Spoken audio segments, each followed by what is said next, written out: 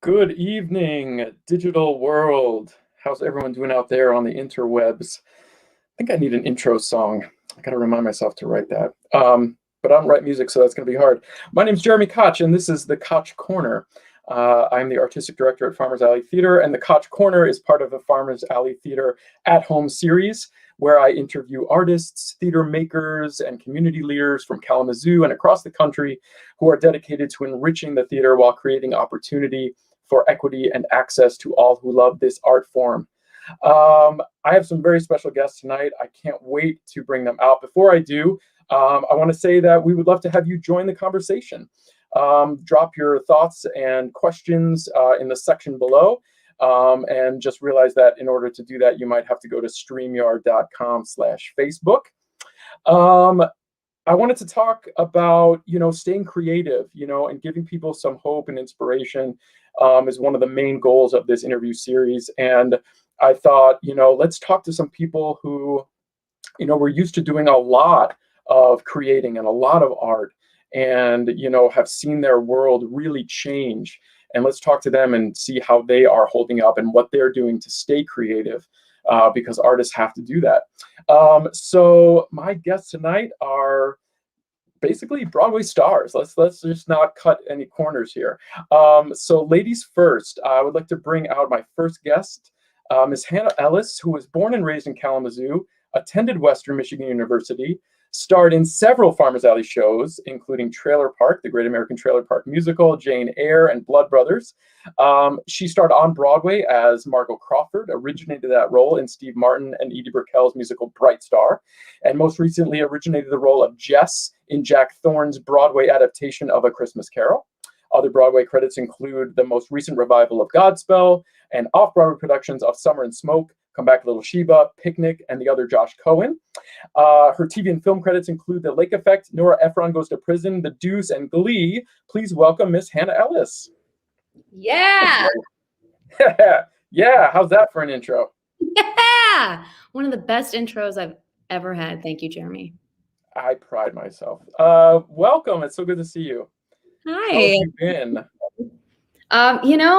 Good. I'm living my best pandemic life in New York City. We all are. Yes.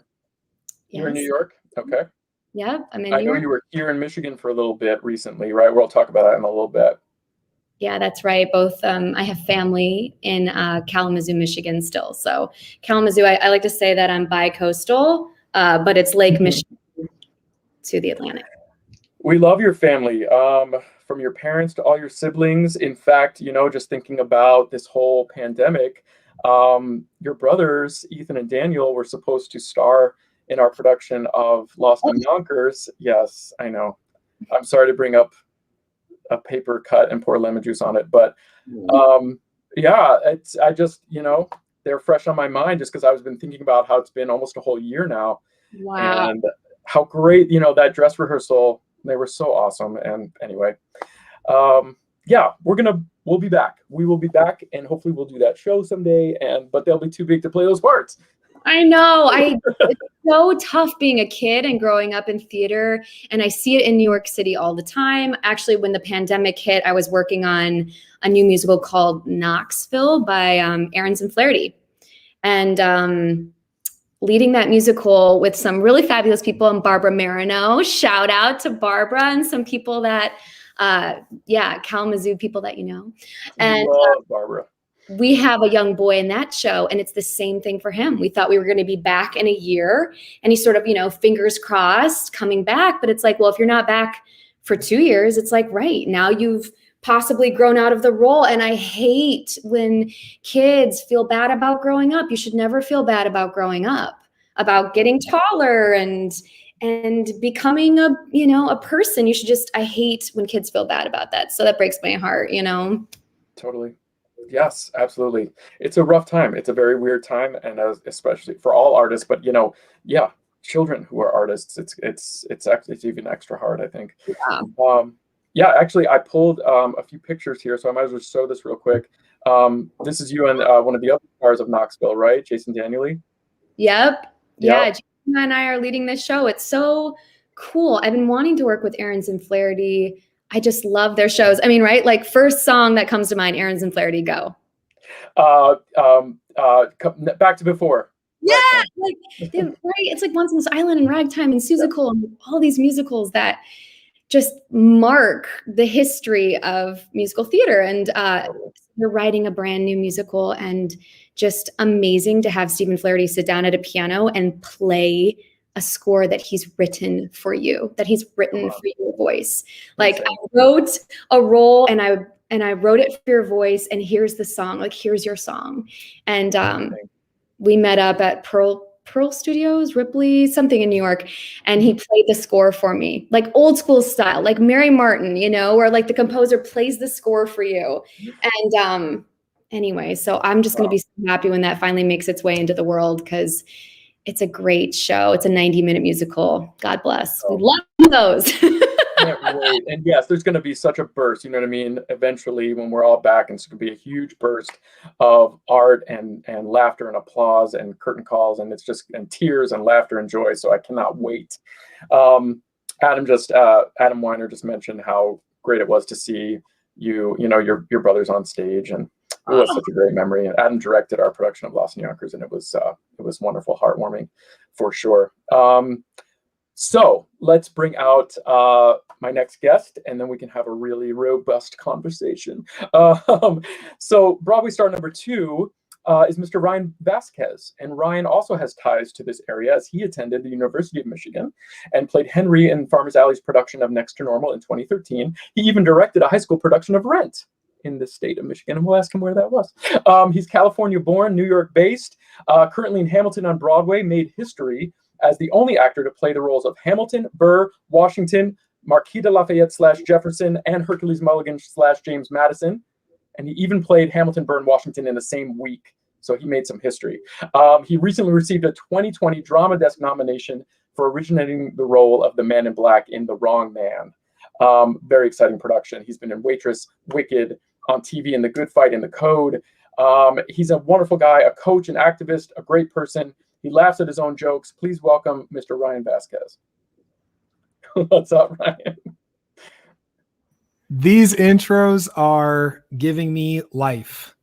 I thought you sounded like the guy at like a Warriors game, like, and now, and it's like, you know, that's like, it's like, I'm pumped.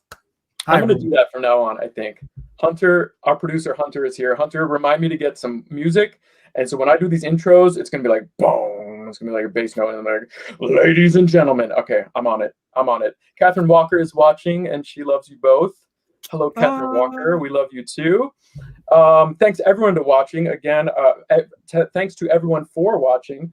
This is the Koch Korner with Hannah Ellis and Ryan Vasquez. I'm so thrilled to have you guys here. Even though under these weird circumstances. Yes, Catherine, Monster Truck Rally, speaking voice. I know, I'm going to need you to coach me on that, because I'm a little bit of a tenor.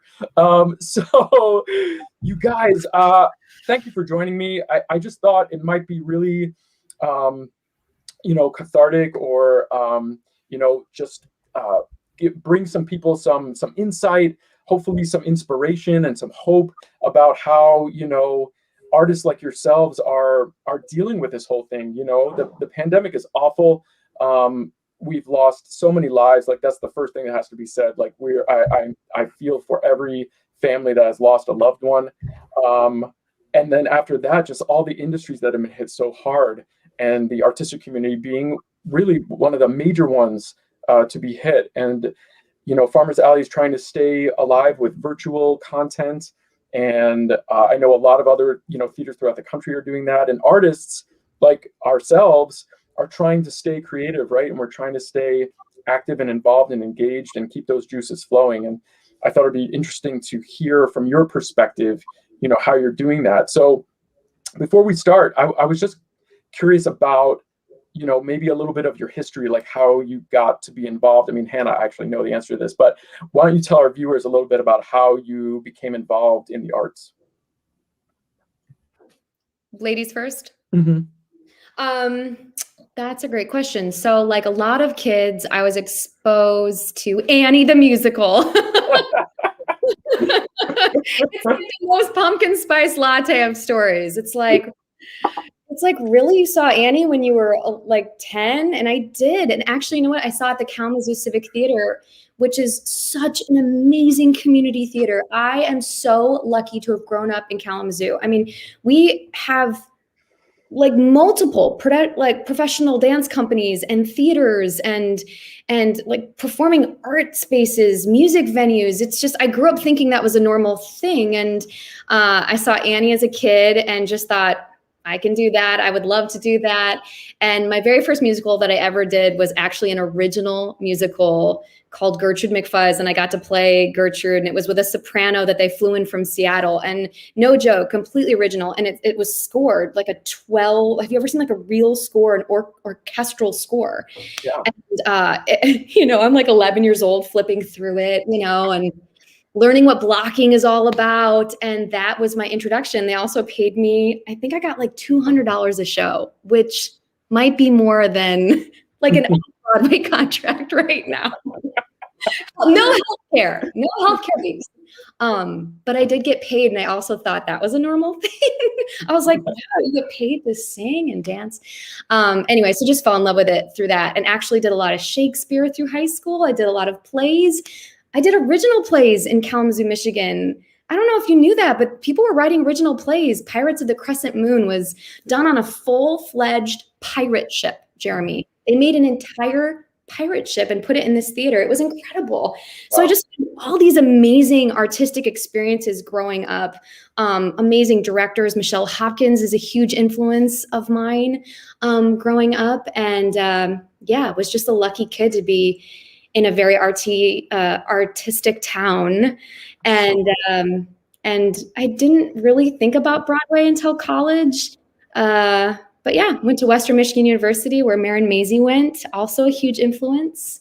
And then got to work with her later in New York, and it sort of came full circle. So that's my journey. I say I come from the sticks, and I think it's true. I went to a small school, got a fine arts degree. And if, you know, there are any young people out there thinking, gosh, I've got to go to one of the biggest schools or I'll never make it, or I don't live in New York or Boston or LA, I'll never make it. It's just, that's not true. Your story is yours. Your path is going to look different from everyone else's. So that's really something that I harp on a lot, is that you can make the most of your story, and there's a place for you. So if you have a heart for theater, for telling stories, there's a place for you. I love it. That's such great advice, and such a good thing for people to remember. It doesn't really matter where you are, where you come from. Those dreams, that whatever, that fire that's inside you, it will lead you where you're supposed to go, right? And your family too. We mentioned your brothers briefly, but you know, your dad Fred and your mom Denise. I mean, Denise has played bass on our stage, and I mean, I think Fred plays the piano, if I'm not mistaken. Yeah, right? Musical family for sure. It's like the Von Trapps or something, you know. I was kind of the first theater kid, and honestly, we haven't had any boys in theater till the very end.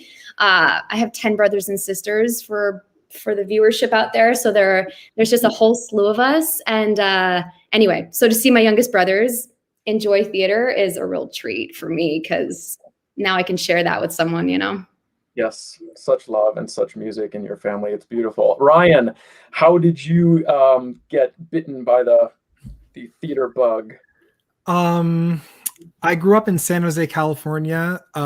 It happens to have this huge children's theater. At one time, it was like the largest children's theater in the country, Children's Musical Theater of San Jose. They cast everybody. The reason it was so large is they cast everybody who auditions. So it was like casts of 100 or so people. And there were people who were finding community there as just someone who, you know, because of all the things that theater does, you know, I'm sure we're preaching to the choir out here with the audience, but there were people who were finding community for the first time. And then there were people who were sort of finding their footing and realizing maybe I should pursue this, you know, as a career at that time, if you even know that that's an option, right? I think one thing that's worth mentioning is, and I know a lot of people will know this, but that as an artist, you're pretty much consistently told that it's not going to be a legitimate career path. Like I don't know a lot of other careers where the social boundaries are so admonishing toward you choosing this as a career. It's a hobby. And that's what we're going through now with the pandemic. That's why the national conversations, I often joke, and it's no shade to the people who work in these industries, but if we were coal miners in West Virginia, I would have been on CNN every day talking about, like everything that was going on, and people would be eating it up, and Joe Biden would be visiting, and instead, we're seriously, but artists are consistently seen as people who took up a hobby. We should be grateful to be doing what we're doing because we're just lucky to be here. So I'm really proud of the fact that I went to college, that I studied it. I have a 4-year degree from the University of Michigan. I'm very proud of it. That school affords a lot of opportunity. We have a showcase at the end of that 4 years in New York where we get to perform for people who are in the industry in positions of power. And so from there, you hope that, you sort of, that's one foot under or after the other time, you just sort of get to New York and you're like, okay, I met this person today. I should wait an appropriate time and then follow up, it's like, and then maybe you never hear from them and that goes by the wayside or whatever. And so, but I think it's sort of it feels potent right now in that it's sort of an against all odds career, like for anyone who takes it up. And so that's kind of like layered throughout it, I think. Yeah, no, that's for a really everyone, good point. Yeah, go blue, says Catherine.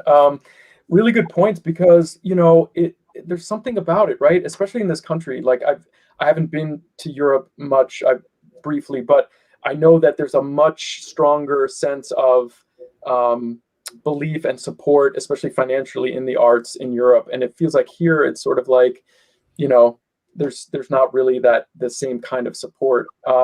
Whereas it's such a noble profession, and we're basically just, sharing stories and about the human condition and holding a mirror to society. And it's really interesting too, like right now, you find that a lot of people are, a lot of people spending their time, they're binge watching TV shows that were created by artists, or they're listening to music that was created by artists. They're watching Hamilton, which was created by amazing artists. And so, right. So, there's that sort of, where's the disconnect there to realize that this is like, artists are important and in so many ways. So I think that's a really good point. All right, I wanna just embarrass you a little bit because I've talked about how talented you both are, and I just want to give a little snippet of that to our viewers. I put together a short little video, starting with Hannah and ending with a song that Ryan wrote, and so I want to show that right now. Okay, stay with me. Ryan, do you want a song first?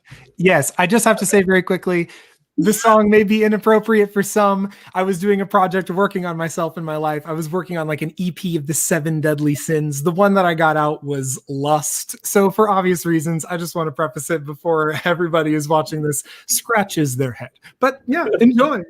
I'm proud of it. Here's a little bit of Hannah singing part of her song Asheville from the Broadway musical Bright Star, where she originated the role of Margot, and a little bit of Ryan's song Pray that he wrote and produced himself, which is romantic, to say the least. But it shows you a little bit about how talented they are. So Hunter, please roll it.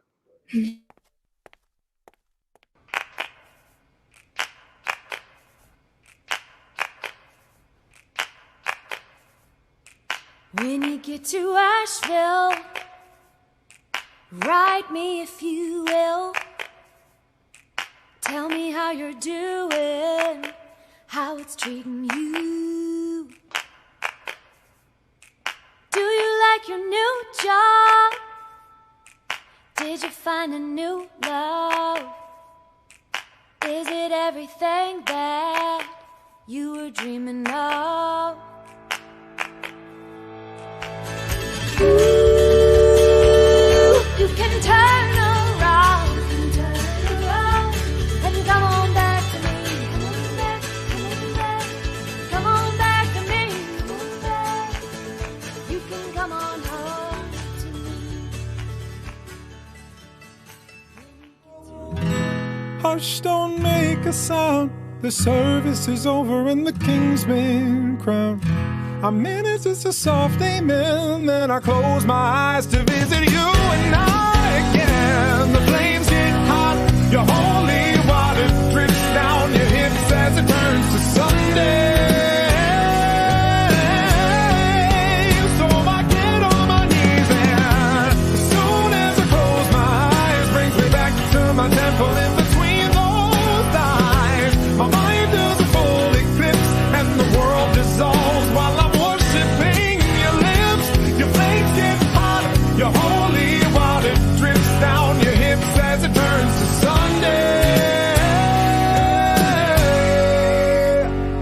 get on my knees and pray.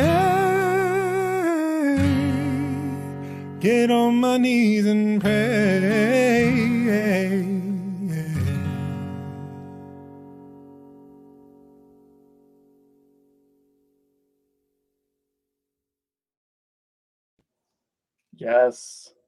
Yes. Come on. Hey, you have an incredible voice.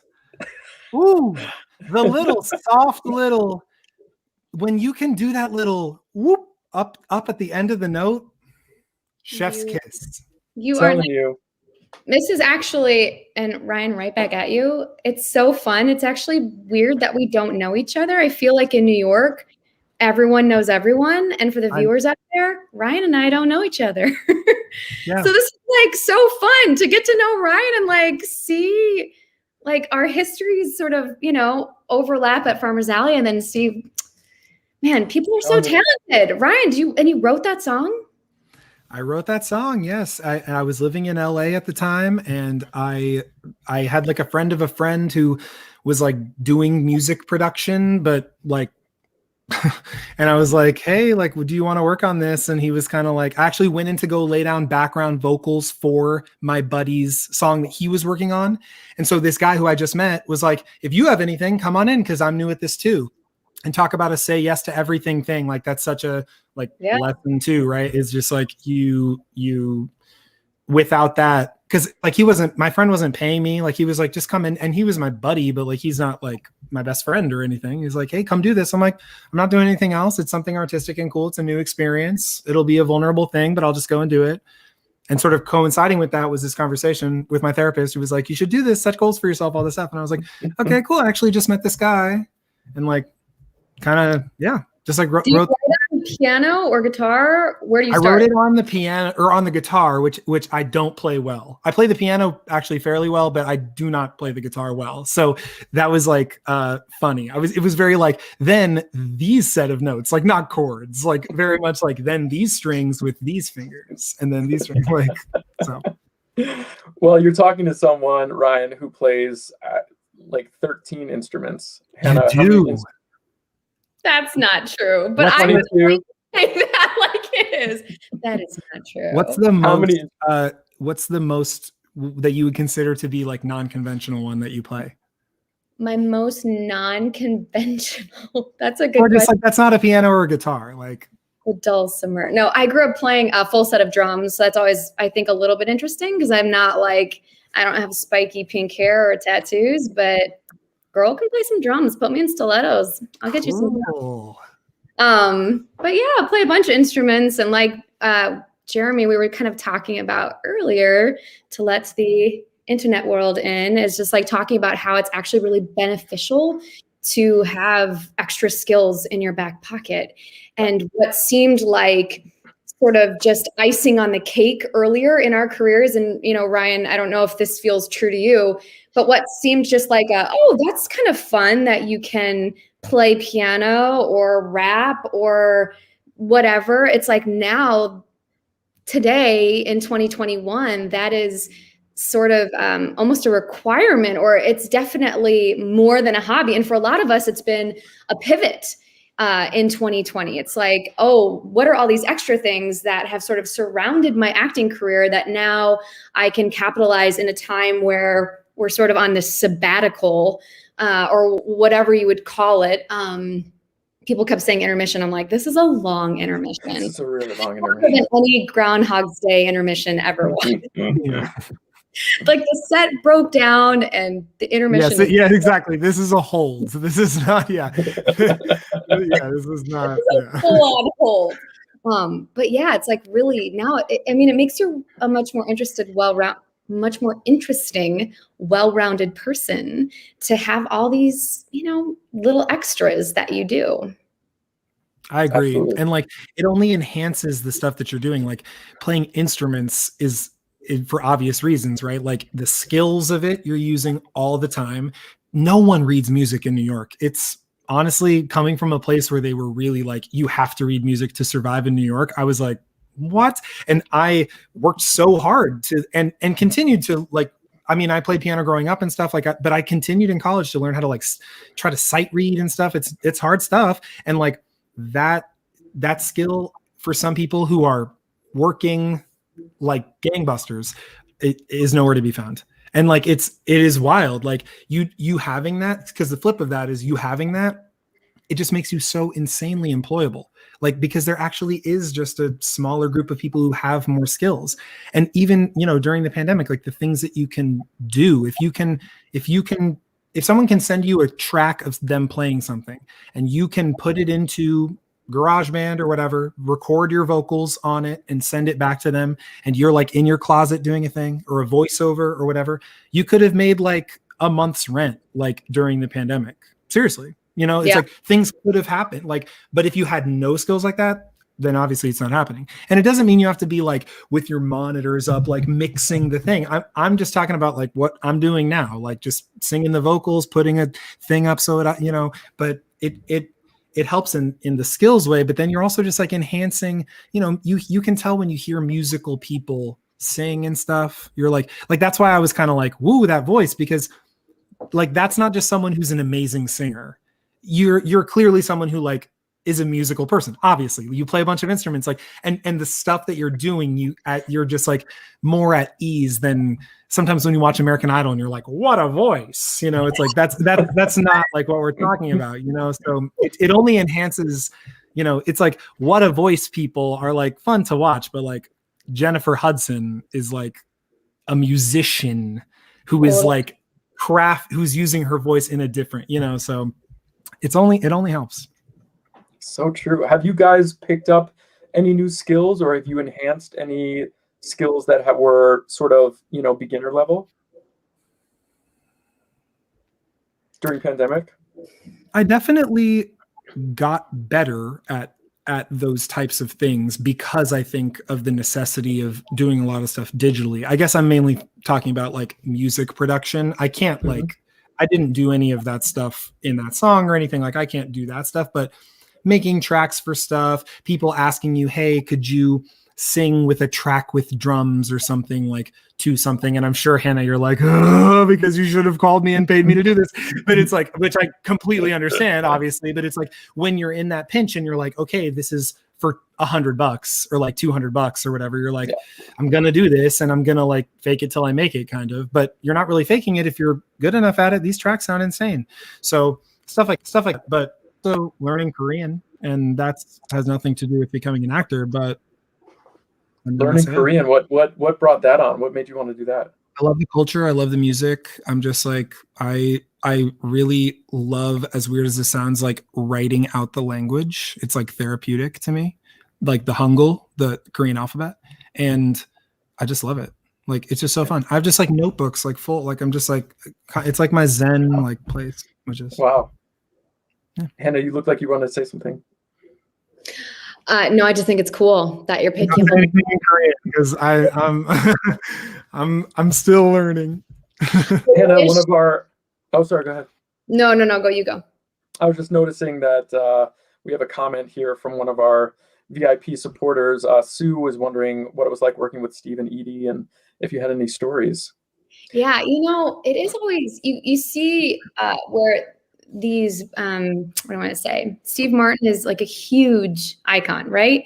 It's like, what are these people like when you get them in a room? Like, are they around? Are they, you know? And Steve Martin, both Steve and Edie, and then she's married to Paul Simon, and they were in the room all the time. Like we did our out of town in San Diego, and Steve Martin was there every day. Like a writer would show up and go and sit at the writer's table and open up his computer and bring his dog, who would hang out in the room. And I mean, he was amazing to work with, and Edie was amazing too. And they really operated like writers, not like stars. They didn't come in and overwhelm the room. They were so, they just honored the process of theater making, and that made it a really good experience. And then sometimes Steve would come in during the Broadway run and he would sneak in for intermission, and Act 2 would open up with the band playing. And occasionally Steve Martin, the curtain would come up and there he was, and he would play the opening of Act 2. which was so fun because we didn't even really know when he was coming. We'd sort of be standing off stage and be like, oh, like Steve's here today. And so that's a really good story. And one of the ways he welcomed the company, which is a great Steve story too, is he said, I'd rather be here with all of you beautiful people. I'd rather be here with you than the finest people in the world. And it's just such a Steve Martin sort of, he's just lovely. He'd like fall through a door, and we celebrated his birthday, and he just was part of the group, which is really exciting and fun. Or to watch him stand at a piano with his banjo and write on the spot. I mean, getting to see an artist do what they do is just really cool. So and he's a theater guy too. I mean, he's obviously a huge he's an art guy, movie icon and comedian, but he's written plays. I mean, yeah, books, plays. He's a theater guy. Talk about a multi-hyphenate. Like, yeah. He really is. He was cool. Fun stories. Yeah. He was there when Deneen and I and the family got to see you, and he played intermissions. I was there for one of the times that he did that. And then when I waved to him. It's awesome that he did that. We were in the same year as Hamilton, 2016, baby. That was a big year. That was the year of Hamilton. It changed the face of theater. It sure did. I was not there because I was in Waitress. Yes, so we were on the outside looking in, baby. The Hamilton coronation ceremony. Oh yeah. It was an amazing night though, because for obvious reasons, it changed the landscape completely. And it was actually amazing because I think we were nominated for 4 awards: score, musical, which were obviously going to go to Hamilton. Chris Fitzgerald was nominated for best or supporting actor or whatever. And that was like the category with like David. So we were like, but Chris was very open. Like he was like, yeah. And then the lead actress category, we were like, Jessie Mueller like just won this award. And we were like, maybe there was like that iota of like, maybe she'll win. But Cynthia Erivo was that season too. Yeah. So we were like, oh, right. Right. Yeah. And so it was just like, and it was this amazing celebration of Black theater. And people were just like, this is amazing. And the Obamas were introducing the show. I mean, like, it was crazy. And then the day of the rehearsal was the day of the Pulse shooting in Orlando. And Hamilton elected to not perform the song with the guns, with the muskets. So they're doing that without the guns. And I had seen nothing from Hamilton. I was trying to like not see it until I saw it, right? Like some people do. And I was like, I cannot not see this performance. It just feels like weird. Like my ego is not, what am I doing? And I just like lost my mind. Like I lost my mind. It really is just, it's amazing. Well, that's, it's interesting because that season was inspiring in the fact that Bright Star, Hannah, which you were in, was an original piece of theater. It wasn't based on a movie or anything, right? We were the only fully original piece that year. Yeah. Like American Psycho, Tuck Everlasting, and Waitress. I mean, like, these movie musicals. But it was still to see something new like that was really inspiring. Farmers Alley was supposed to do Bright Star this past June of 2020, but we had to cancel due to the pandemic. So we certainly hope to do that again. But I mean, you're so lovely. I mean, maybe by the time we get to do it, you can play Alice Murphy for us. By the time theater comes back, I'll be able to play out. But I think we have some pictures, all this Broadway talk. I think we have some pictures of you guys there's Hannah in Bright Star. Wow, that's Broadway. Tryout. My favorite deer dress, covered in deer. I loved it. Covered in deer, no way. That deer was an original vintage fabric and it basically was shredded by the time we were done with our run, which is why on Broadway you usually don't have vintage fabric. They take vintage fabric. Oh, I'm having trouble speaking. And they print it on really durable fabric because it has to do 8 shows a week. But that's actually vintage material. Wow. Ryan, here's you in Waitress. Yay! Which I was lucky. I don't even remember being in Waitress. No, I'm just kidding. You were. But there I am on the left.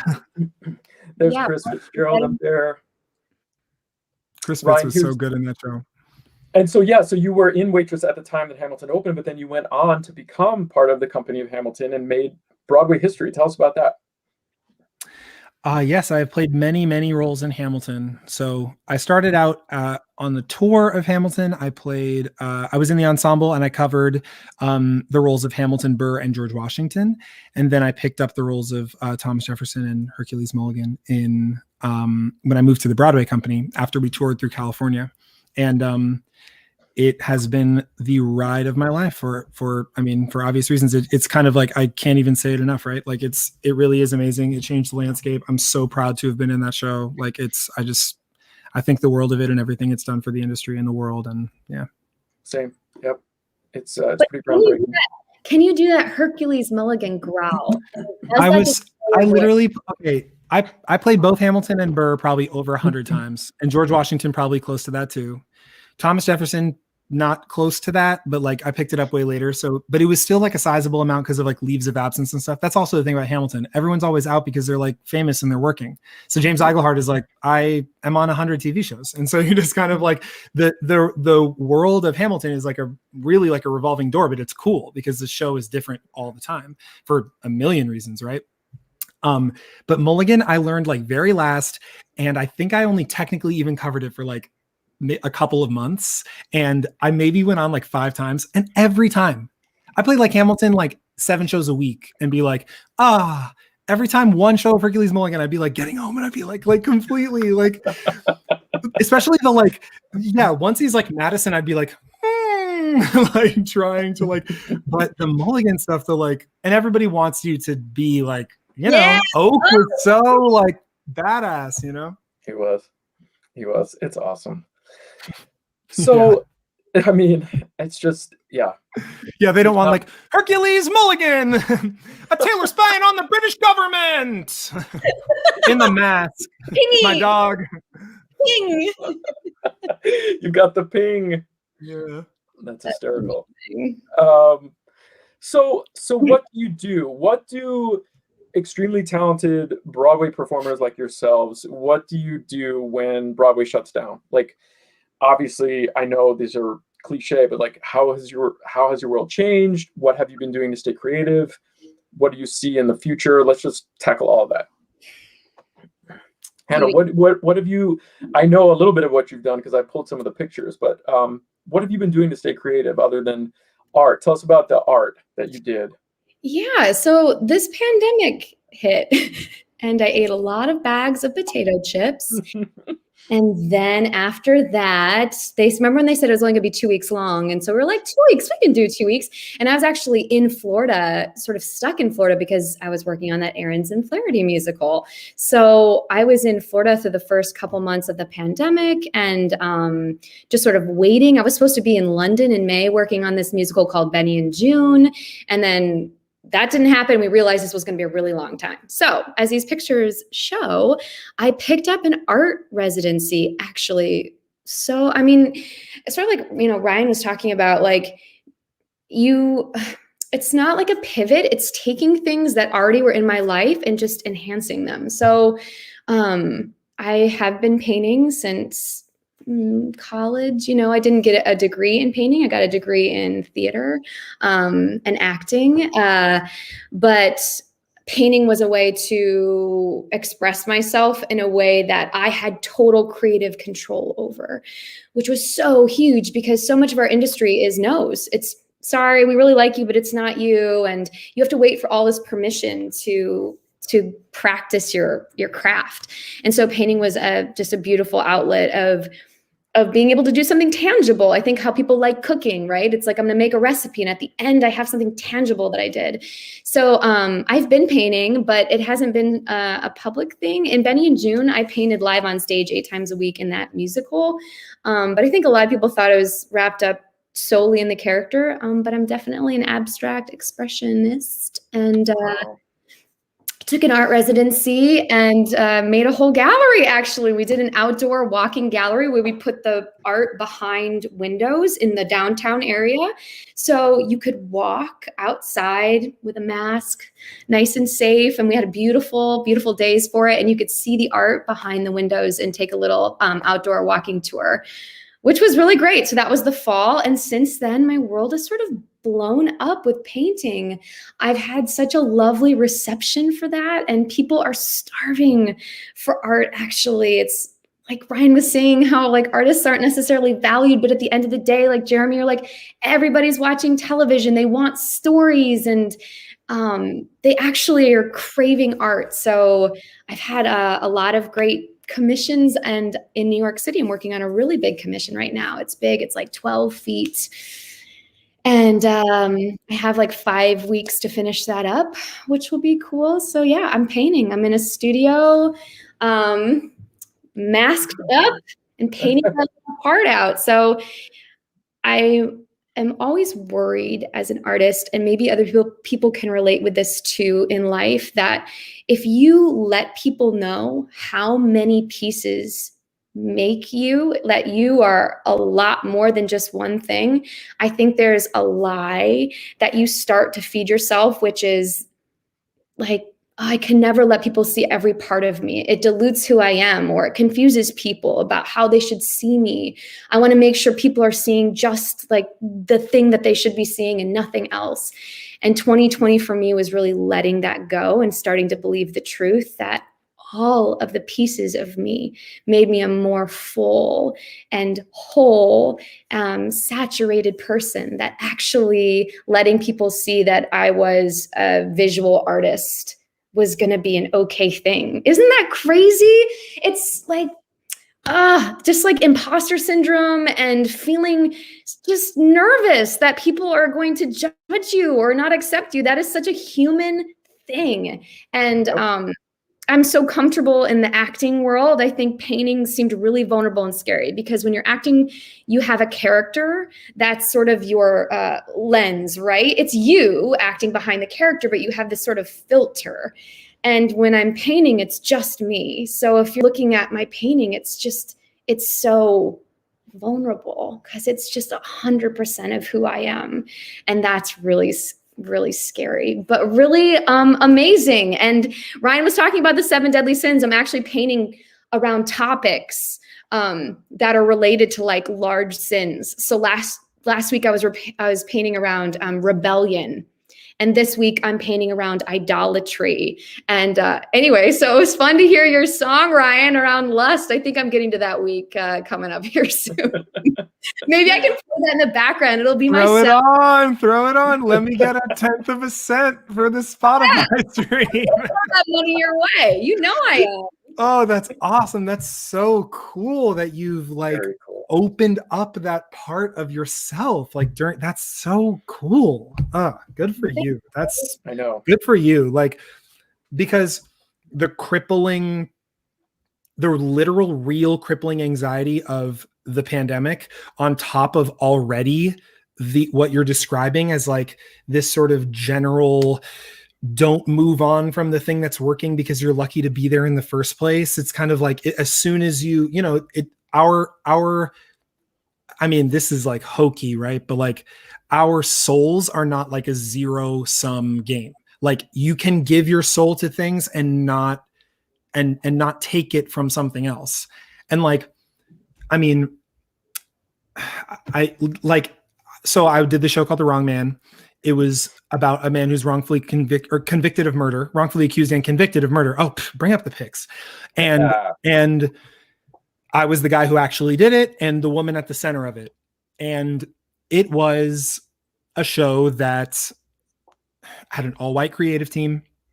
It was about this potent topic that's happening disproportionately to Black Americans, obviously. And we need to diversify the creative team.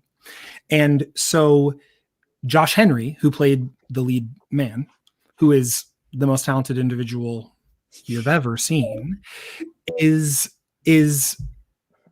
also writes his own music. He's releasing an EP like coming up in the next few weeks, like, and they're like looking around being like, how will we, incorporate new voices into this piece? And Josh, as like the person who's embodying this but living this experience and also has the skills as a musician, is like, look no further.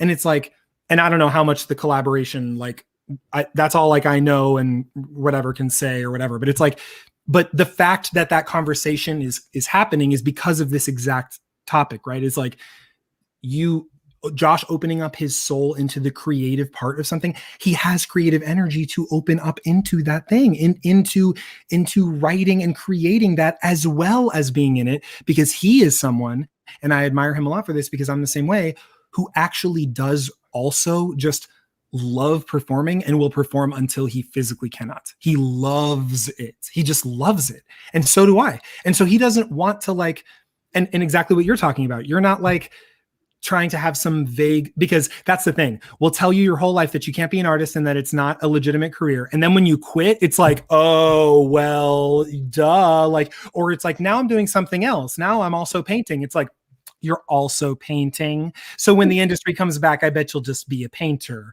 or like you're a mortgage broker. Like, and it's like, no, like I'm doing these things because I'm a whole person. Like you're in a book club, like it's just like you can do whatever, you can be whoever you want to be. And like, because being an artist is like intrinsically linked to your being, it's like, it's already too greedy to be able to be vulnerable and exercise that. You can't like have more. It's like, oh no, I can have everything that you can have,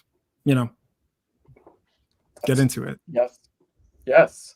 Wow, man, this is getting really amazingly philosophical and spiritual and deep. That's also why, like, if you're a banker, you should also indulge your writing. And if you are raising children at home, you should be indulging your watercolors and your calligraphy or whatever you're into. You should be collecting rocks and seriously placing them in your home, places where you can see them and they are literally bending your culture toward beauty. Like that is a calling for every human being. We just as artists get to like embody that every day. What a privilege, what an honor, but that is a gift for everyone. Yes. But, I mean, I think we see that in like Etsy, you know what I mean? Like someone making jewelry and like selling it on Etsy, right? Because it's just a way for them to be creative, and who knows, that could blow up into something else. We never really think about sometimes like who's designing the actual jewelry that you buy at like a regular store, but it's somebody, it's a creative person that is designing those things. And so why couldn't it be that banker?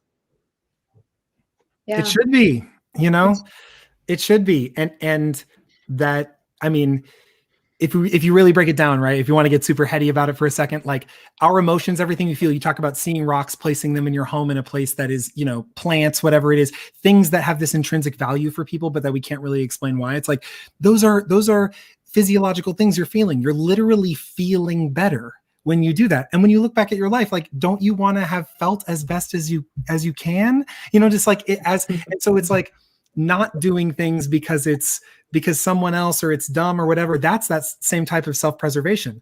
But things like that in your home, like, and once you're over that hump, to be able to like, no, I'm opening myself up to this because it's better than any like, naysayer will ever tell me. And like you said, I can't remember if it was off or online, but like you've had a lot of success because, and not even success, but you said something about the reception being so good. It's like, because that's what you're ready to hear anyway. You're not going to go into there and like hear like naysayers and retreat back. You're at a point in your life where you're actually like, here I am stepping into your power. And like, that is amazing. Like that, I hope that people can find something that this year that resembles that this year. It doesn't have to be big or whatever, but I hope, because this was a great time to be vulnerable, which we are not enough.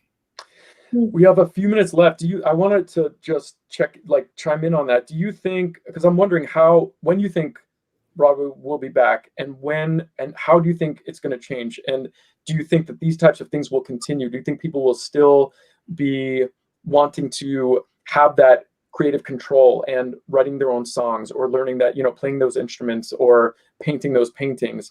And virtual things, do you think that's going to continue? Hannah?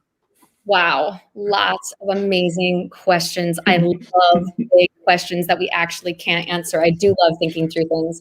I mean, yeah, Broadway's going to come back. Of course it's going to come back. It's like theater is it's a forever thing because it's a human thing. It's a connecting human to human thing, and we're always going to need that. So when it comes back, how it comes back, I mean, I know I hear a lot of people talking about the fall and a gradual sort of starting to get back into performances, like not everything at once, but little things, you know. And I think that, yeah, I mean, art lives on. So I'm not worried about if it's going to come back. It's just a matter of sort of when and how. And yeah, I think the virtual stuff, listen, I am zoomed to the limit, you know. I hear another Zoom and I'm like, wow, that feels like I don't want to do another Zoom, but then I connect with humans, with lovely people like you, Jeremy and Ryan, and all these amazing people watching, and it gives me life. So it reminds me that humanity is more than technology. So yeah, I think some of that will stick around. I mean, Ryan probably knows more than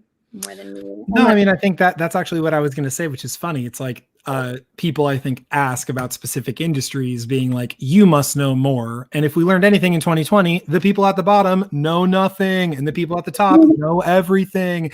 And even in this case, the top is like the people who are running the data at the CDC, like the people who are distributing the vaccines and working on that plan. Like Broadway producers can't just say, we're going back, that we can't gather in New York in a building. So that has to do with, and I'm not saying like, so put the pressure on the governor. I just mean like the it's above the pay grade of the entire industry.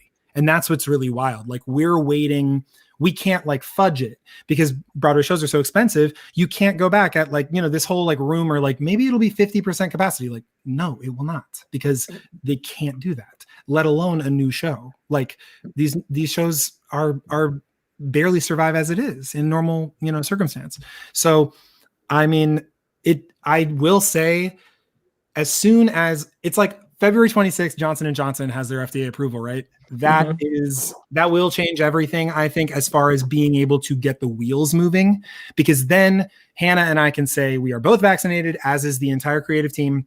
We can get into a room and work for 10 hours. We can't perform, but that's the wheels can start turning and money can start being exchanged. And that's kind of what it's all about. So I do think that we're looking over the hill and we'll be the last people to roll down it. And I will say those regional theaters like you guys should take advantage. If you can roll out a hair sooner, you are going to have every advantage of every performer ever. Because like once this industry comes back, everyone's going to be busy. It feels like we'll never be busy again.